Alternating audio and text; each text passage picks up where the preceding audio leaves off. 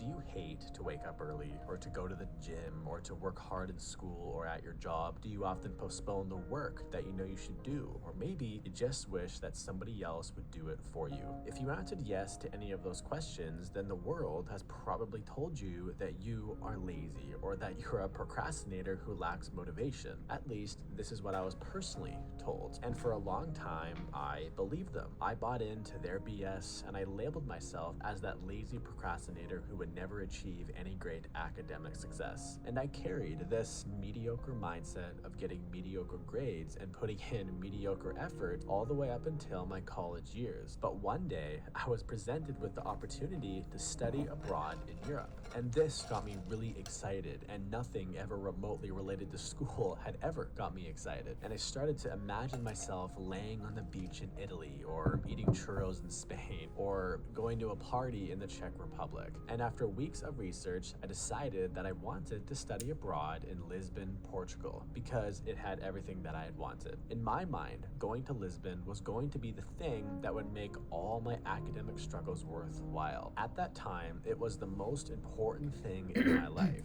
But when I was talking to one of my professors about the exchange program, I learned a few interesting things. I learned that Portugal was the #1 most popular choice among all the students, so there was going to be some competition. And then I learned that my university chooses where all the students go based on how good their grades are, and at this time mine were okay at best. And then I learned that only 4 students are selected to go to Portugal, which meant that if I wanted to go to Portugal, my grades needed to be in the top 1% of my entire business program. So it was me, the lazy procrastinator, going against all the other kids who had dedicated their entire lives to school. That was my competition. So the next day, I started to study really hard, way more than I ever had in my entire life. I could still remember walking through the library and seeing the other kids from my class who I knew wanted to go to Portugal. And we would just make eye contact with each other, and we would just have this intensity in our eyes because we both knew that we were competing for the same thing.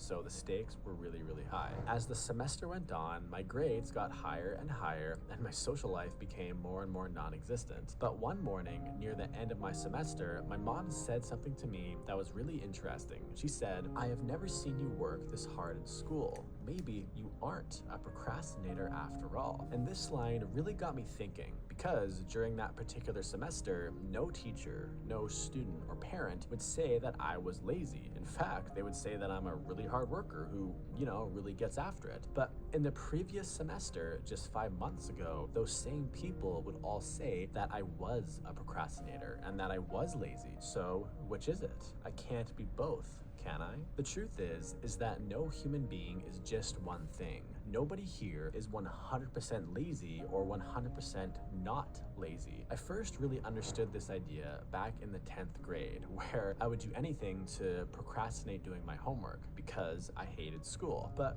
I would put everything on hold in order to play a computer game called StarCraft 2, which is actually a national sport in South Korea. And I would spend hours just researching how to get better at StarCraft. I would practice my skills, practice different strategies, and at one point, I actually beat one of the top 200 players in North America. I'm not saying this to brag, I'm saying this to make a point that when it came to school, I was really lazy. But when it came to gaming, I was the opposite. So the question, how do I stop being lazy, isn't actually a great question to ask yourself. A much better question would be, why am I feeling lazy? And the reason why I was feeling lazy, and why probably most of you are feeling lazy, is because we were all doing the wrong thing. Maybe you're studying the wrong stuff, or you're working at the wrong job. When you feel lazy, you should pay attention and take notes, because sometimes that is your intuition or your body or spirit or whatever you want to call it saying to you, hey,